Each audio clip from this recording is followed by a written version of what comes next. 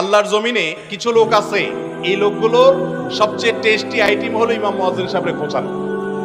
ইমাম মুয়াজ্জিন সাহেবদের পিছে লেগে থাকলে ওনারা এমনি হাঁটলেন কেন, ওইভাবে হাঁটলেন কেন, ওইদিকে তাকালেন কেন, ওনার টুপিটা বাঁকা হইলো কেন, এগুলো নিয়ে যত খোঁচাখুচি করতে পারবেন তত ওনাদের কাছে ভালো লাগে।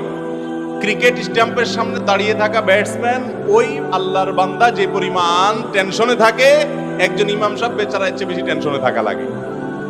কারণ যেই ব্যক্তিকে সবাই চার্জ করতে পারে, সবাই, সেই ব্যক্তির নাম ইমাম সাহেব অতবাগা। যে মসজিদের একেবারে সভাপতি সাহেব, মুতাওয়াল্লি সাহেব থেকে নিয়ে শুরু করে সাধারণ মুসল্লি সাহেব পর্যন্ত সবাই চার্জ করতে পারে যাকে, তার নাম কি? ইমাম সাহেব। ভাইরে, আমি প্রায় বলি, আপনার ইমামকে যদি আপনি আপনার চাকরের মতো ট্রিট করেন, তাহলে মনে রাখেন চাকরের পিছনে নামাজ নয়, নামাজ হবে ইমামের পিছনে, নেতার পিছনে। আপনার নামাজ আবার সংশোধন করা উচিত। এগুলো হওয়া উচিত নয়। ভাইরা আমার, ইমামদের সম্মান দিতে হবে, আবার ইমামরা সম্মান নিতে জানতেও হবে।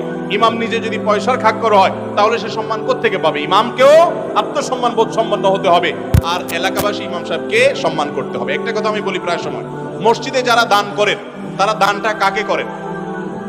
মসজিদের দানটা কাকে করেন? আল্লাহকে না করেন? তাহলে এই টাকার মালিক কে? আল্লাহ। মসজিদ কমিটির সভাপতি, সেক্রেটারি, ওনারা কি মসজিদ ফান্ডের মালিক?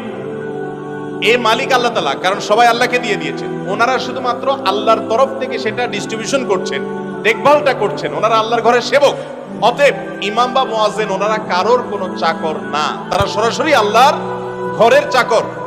তারা কমিটি বলেন, মুতাওয়াল্লি সাহেব বলেন, অন্য কারোর চাকর না। যদি তাদেরকে চাকরের মতো ট্রিট করেন, তাহলে সেক্ষেত্রে গুনাহগার হতে হবে। মসজিদের খেদমত করতে এসে উল্টা আরো গুনাহগার হওয়ার ভয় আছে। আল্লাহ তাআলা আমাদেরকে বুঝার তৌফিক দান করুন। ইমাম সাহেবদের সাথে এরকম আচরণ আমাদের জন্য করা জায়েজ নয়।